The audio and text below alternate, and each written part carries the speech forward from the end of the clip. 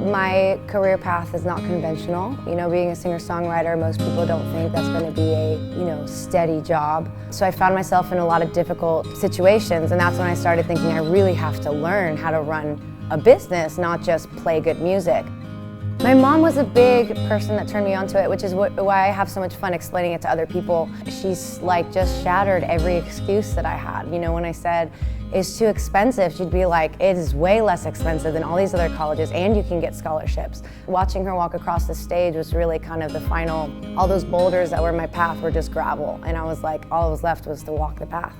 When I decided to go back to school, to enroll in WGU, I got to get on an amazing TV show called The Voice. I got on Team Blake. It was an amazing experience, and I remember thinking the last thing on my mind was finish your degree at WGU. We were all sequestered in this one hotel in Burbank, California, and I was learning this, I think it was fundamentals of business law. Shortly after finishing the course, I had this 30-page contract I had just signed that I didn't even read, and I was like, well, I just read this whole textbook full of legal jargon, maybe I'll give this a try. I read through the whole contract. I was able to develop a marketing plan according to that. I was able to look at the rules and figure out how I could turn them in my favor.